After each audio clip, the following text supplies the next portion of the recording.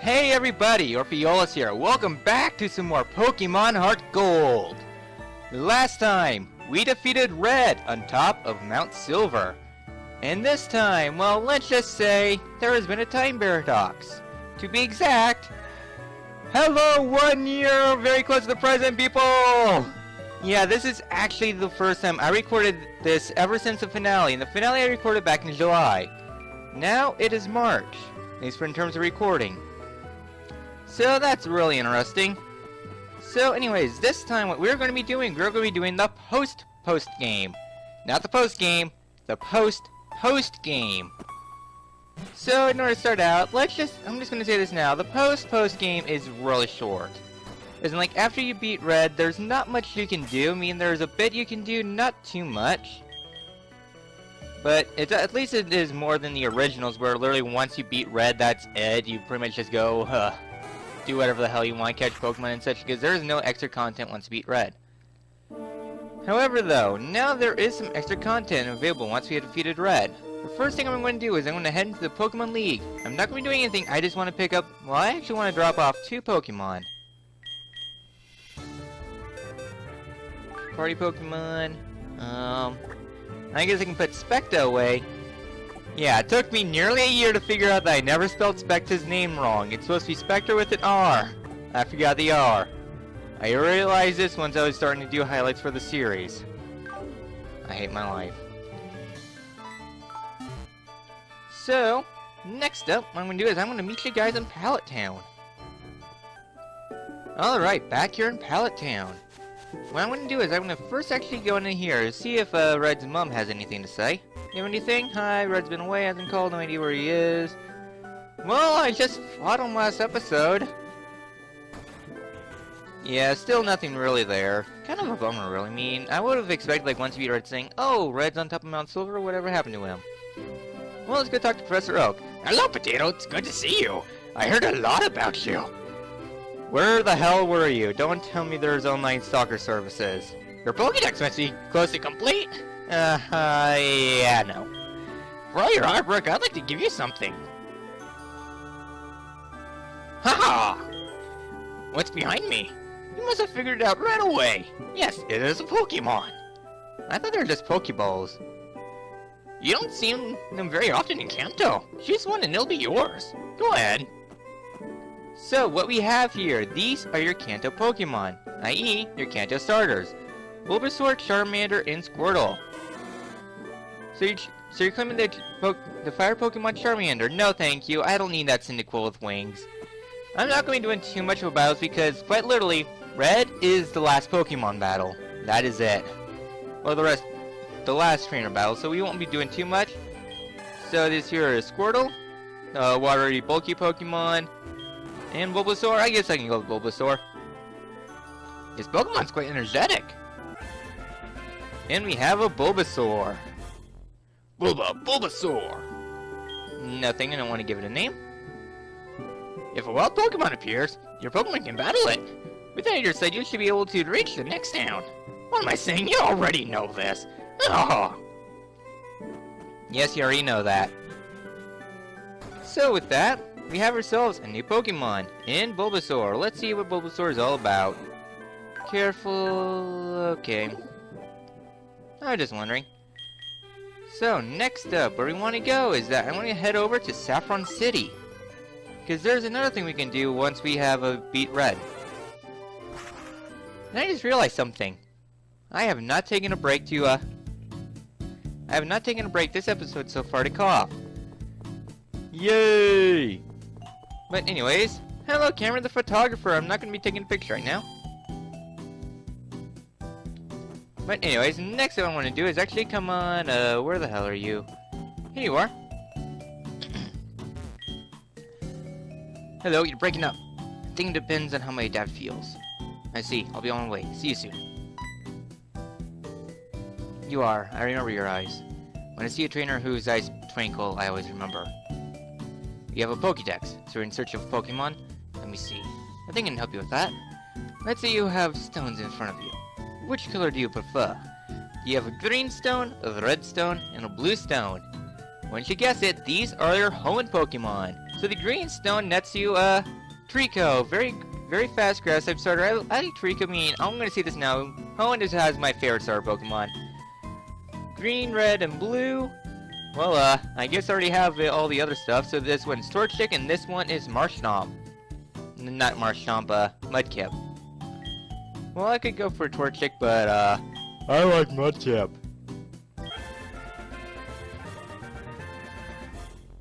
No, I don't want to give it a nickname. Take good care of it. Your caring for it will make me very happy. So let's go take a look at this little Torchic. Not Torchic, a Mudkip. Wow, it's female. You don't see that too often. Naive, okay. So that's actually very rare getting a female starter Pokemon. You don't see that too often.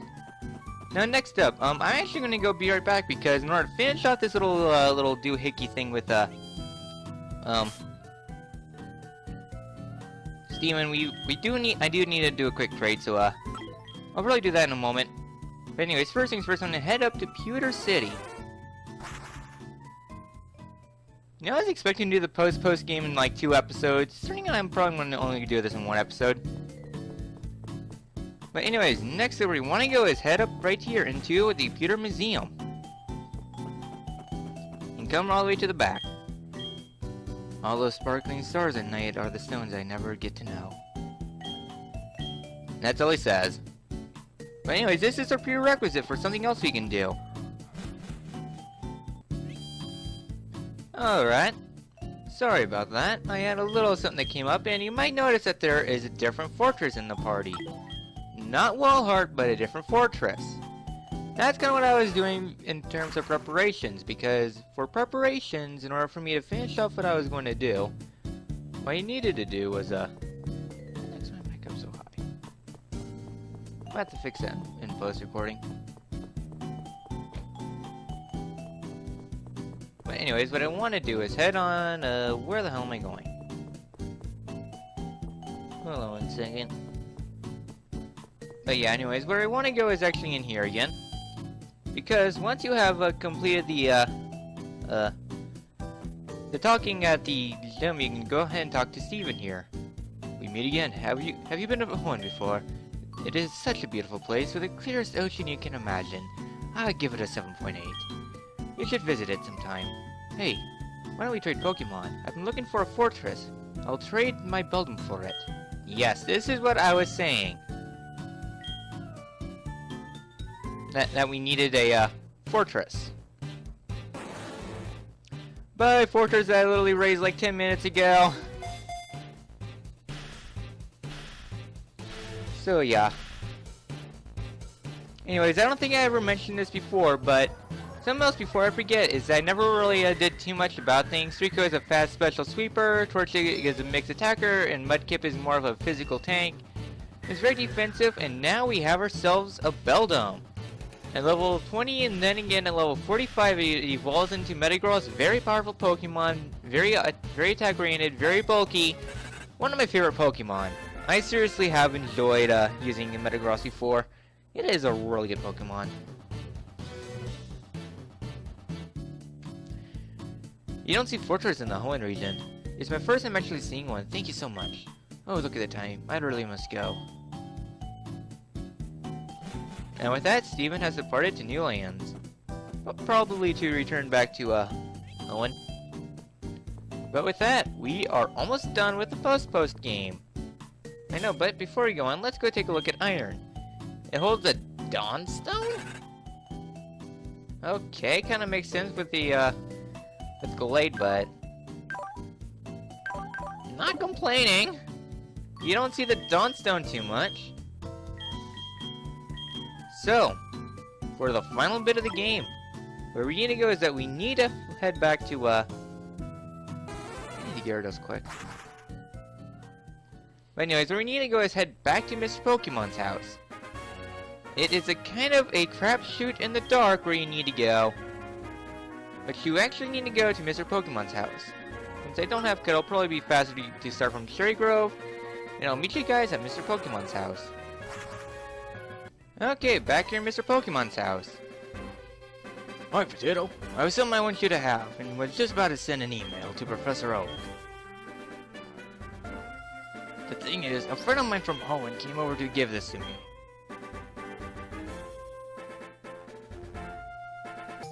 And we obtained the blue orb. That orb is something to do with the ancient ruins located past Cyanwood City called the Embedded Tower. Only a handful of trainers can reach there. That's where you come in. Professor Oak thinks highly of you, and you are the proud champion after all. I'm sure you can solve the mystery of the orb and the secret of the ruins.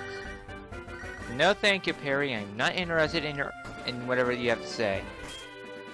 Now then, next up, I'm gonna go on ahead and start heading to Route 47. But before we do so, I need to go get a repel quick, because I just ran out of repels. FML. Oh. Hey, Potato. Good to see you again. But I never expected to see you around here. Could it be that thing that you are on your way to the Embedded Tower? The Embedded Tower is a huge tower pierced in the sky. It is said to have something to do with the mystical Pokemon that stretch the seas, and that Pokemon that widen the lands. But the tower no longer is standing. The way to the Embedded Tower is harder than you can imagine. You need to use Rock Climb as well as Surf. I see you. So you've defeated all the gym leaders in Kanto as well. And there's nothing to worry about. Put yourself and walk your path. Yeah. I completely forgot his voice, but anyways, like what he said is kind of true. Because we do need Strength and we do need Rock Smash. I kind of picked up Gyarados because I had to forget Surf. But who would have knew that? For the final bit of this things I can't actually show you, we are here on the trails to what should we call it? I cannot talk today. We're on Route 47, the best route in history. Too bad the surfing team hasn't come in and ruin everything.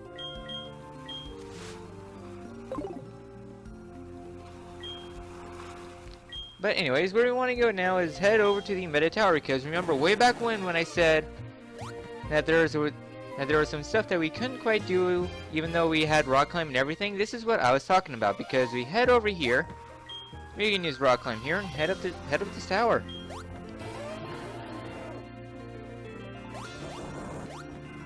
Alright, anything else here? Stardust. Okay. You know what? I know what's coming up. I'm gonna leave it Jawsome. Hopefully it won't be overkill. So let's go climb this set of rocks. And as you can see, there was another item that we could have got. Wasn't too concerned over it. But we can go head on down. And grab ourselves a Wave Incense. I think Wave Incense was Manatike into Manatine. Is that or getting Azurill from Romero? But you go up here. Well, hello. It is said that the Bastisol used to be a huge tower reaching as far into the sky. They said it was a rather strange tower with half of it embedded in the cliff.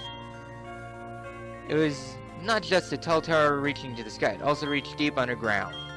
It is rumored that it even reached the bottom of the ocean. In short, the ruins used to connect the sky, the land, and the sea to each other.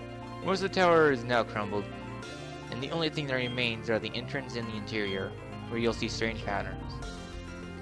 And with that, we shall. So, that would conclude the episode off, but we haven't done much. So, let's go head on in. And with that, sorry about that little audio spike things. Yeah, sometimes when you have to do OBS, sometimes if it gets your mic settings and you go plug in for the first time in a year, the audio just peaks out. So, let's go head on in. To the Embedded Tower. Heading on to the middle.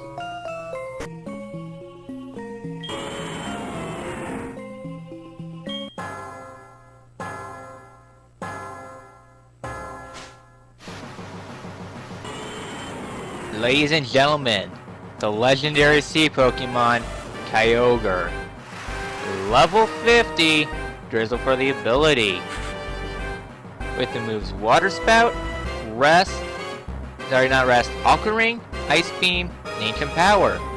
This is Heartgold exclusive. If you're playing Pokemon Soul Silver, you'll be fighting Groudon level 50. Drop the ability Earthquake, Eruption, Restoration Power. Kyogre is a very powerful Water-type Pokemon. It has very high stats, especially in the special attack and special defense. It is the ultimate Water-type sweeper. In fact, some will say this is possibly one of the best legendary Pokemon out there. It is a very powerful Pokemon. The rain will be throughout the entire battle. It has two moves that are very powerful. Ice Beam and Water Spout. The higher HP Kyogre has when it's using Water Spout, the more damage it will do. Combine this with the rain in the base 150 power, it is very strong. Not only that, but with its many special abilities, including its other stats such as I can't think today. But it can learn the move Thunder. Combined with his rain, it's a sure hit move. There's a damn good reason why Kyogre is not allowed in competitive is not allowed in areas like the Battle Frontier and such. Because of its very diverse move pool. As for Soul Silver users, you'd be fighting Groudon. Groudon is a very powerful ground-type Pokemon. It comes in with Drought, and well, it's very weak to Solar Beam. Let me say that now. A strong Solar Beam will just sweep it off its feet.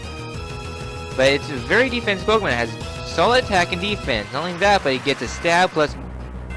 It gets stab for its Earthquake, which is already strong. Combine that with its very high attack, it's already going to be a very powerful Pokemon. And all around, they're very good Pokemon. Even though they are level 50, don't count them out quite yet. I'd reckon this is a dark place, so let's go start chucking Ultra Balls. Or I guess Dust Balls, or what the hell you call these things. The Balls. I was hoping that would catch. Wah. Now don't you be a Lugia. You don't need any more of that crap. So there's not much else I could say. I know technically I consider Kyogre a lot easier to catch than Groudon because Groudon has rest, it'll keep on going back to its full HP. At that rate, you might as well just start chucking Nest Balls out of full health. You know, it's like a 0.1% chance you'll be able to catch anyway, so honestly, you couldn't be too buggered to do it. This is going to take a while. And I can already tell. I mean, there's not much more I can really say about this Pokemon.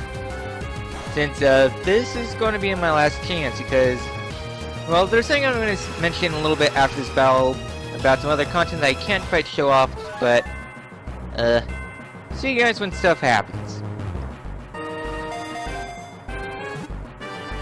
2.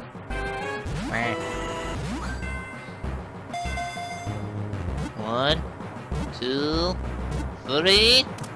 There we go. That wasn't too bad. It only took about 7 minutes or so. I was literally just about ready to just look away, do other things, have my hand at the bottom, right left corner of the screen, you know, that stuff. A mystical Pokemon has said it to swell the seas with rain and tidal waves. It battled with Groudon. I'm not going to give a name to this Kyogre, or Kyogre, or however the hell they say it.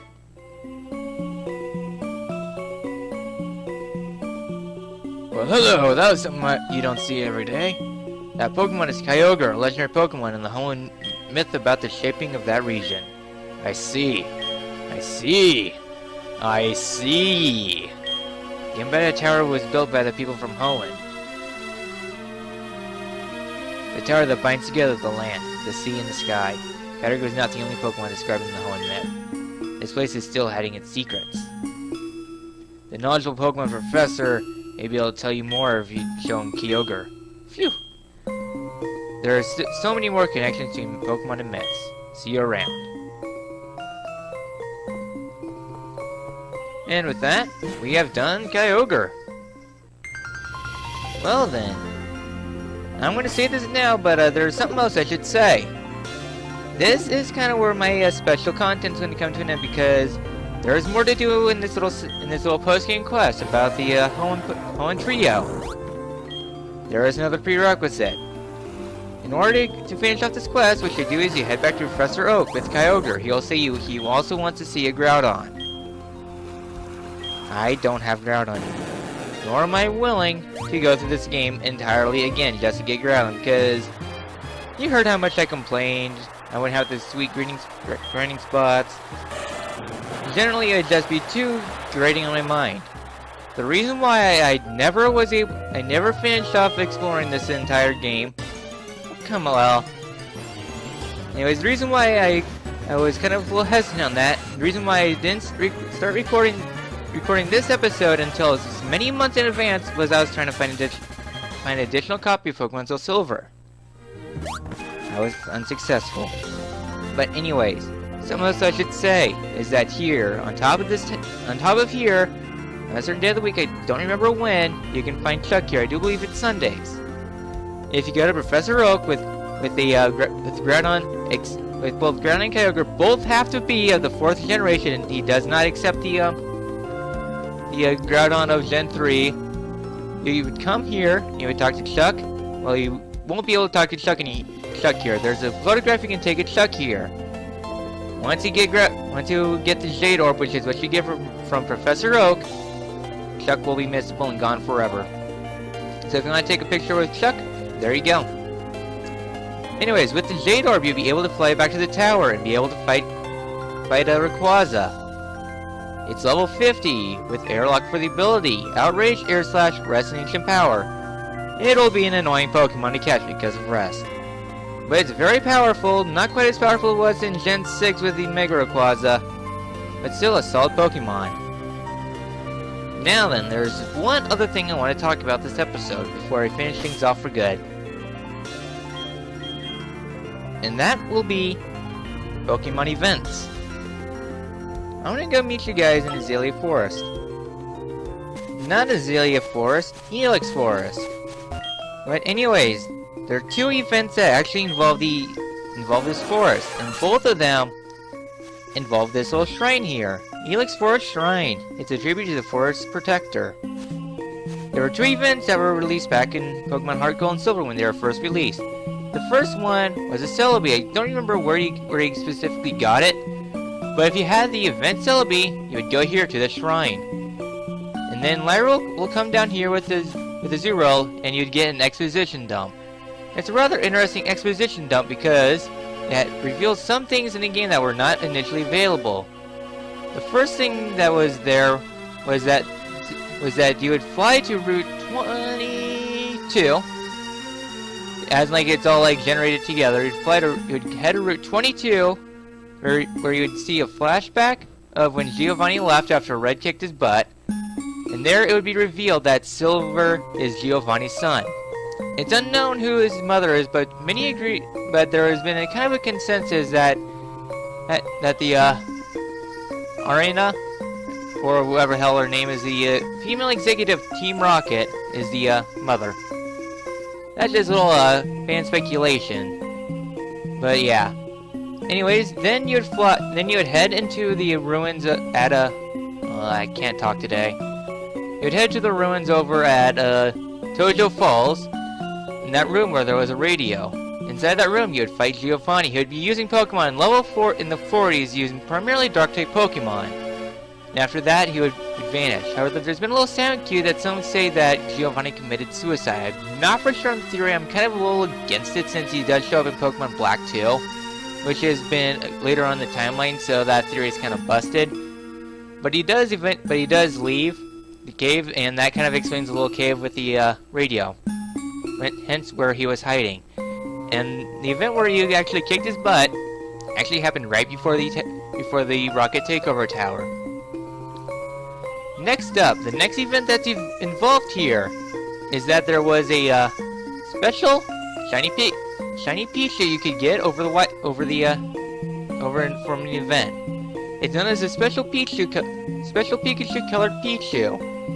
You take that to the shrine, and from down here, a little spiky-eared Pichu would come. It is a special event Pokemon in that there is only one. It does not evolve. It has a little star on its ear, reminiscent of the Pichu found in the Arceus movie. So yeah. Anyways, it will not evolve. It will not be transferred to a later generation. You know, that fun stuff. Don't worry if you evolve the special Pichu. It will still retain its nature, and you'll be able to still progress with the events. It doesn't matter if it's a Pichu or Pichu, Pikachu, or Raichu as long as it's from the event. Nothing too special about the Pichu. Will be completely unique, unable to do other stuff with it, and yeah. And finally, there's one more event. What do you mean I can't fly here? Well, I'll see you guys in the Ruins of Elf. Alright. Now then, the final event that I have to mention. It's known as a special Arceus event. It is the Movie 12 Arceus, or apparently you can use it from like different Arceus. I haven't been able to actually verify this because I did try using an Arceus caught at Spear Pillar, that type of Arceus. It didn't quite work. I mean, it might be some issues, I'm not for sure. But if you take an Arceus into here, you'll be stopped by the curator of the ruins. He will mention about Arceus' special connection with the Ruins of Elf, in which you would head on in here. And then you would be transported into the Sinjo Ruins. It's the ruins far to the north of the map. In fact, it's so far north that it actually doesn't register.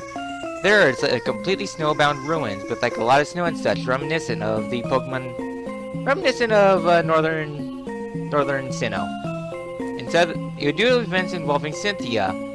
Eventually, you'll be able to do like a little weird transition thing, in which you'll be able to get yourself 3 legendary Pokemon: Dialga, Palkia, and Giratina. All of them are level 1. They all hold their respective orb, having the Adamant Orb, the Lustrous Orb, and the Grisius Orb, respectively. In which you would choose which one you want. You can only get one, but they're level 1. And safe to say that, well, they might be level 1 compared to level 100, but if you happen to have an Arceus for some mysterious reason and you take it here, you can actually go through the game with a level 1 Dialga that will obey your commands always. Yeah, it's quite interesting if you somehow get that there. But that is everything. That is everything I want to show in the game. And that there's only one more thing left we can do. Get ourselves some sweet revenge! I'm gonna go attempt the National Park once again. I will see you guys when progress happens.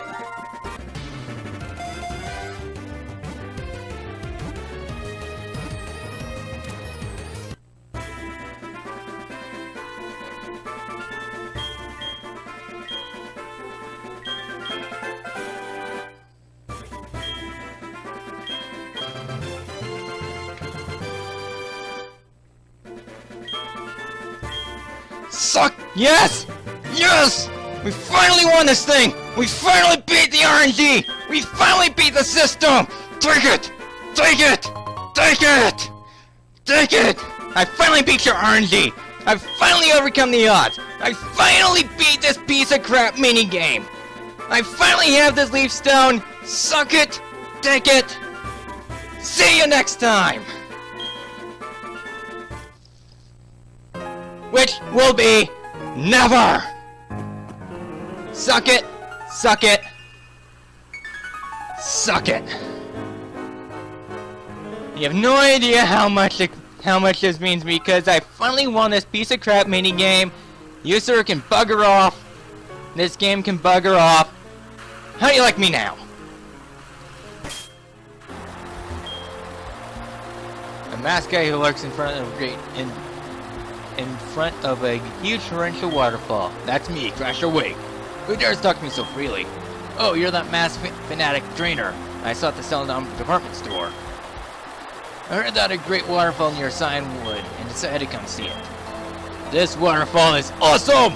No human or Pokemon can survive without water, yet the same water can sometimes cause great suffering. You must be a trainer from this region, right? I hope you'll become a trainer with the qualities of water. Strong, tough to beat, yet refreshing. Good luck, masked fanatic potato. And with that is everything. That is the end of Pokemon Heartgold. Thank you guys so much for watching this Let's Play. It's been a blast, and at last, it has come to an end. So, now that it's much closer to the next Let's Play, as like in me real life, I do know what I'm going to record next. Then again, I'm also having some tech issues, but once I get that ready, I'm ready to start out the next adventure. I'm really excited for this next adventure, and I hope you all like it too. So, what will be my hint for the next one? Well, I'm sure you all will definitely like it. Why? Let's just say, I'm really feeling it.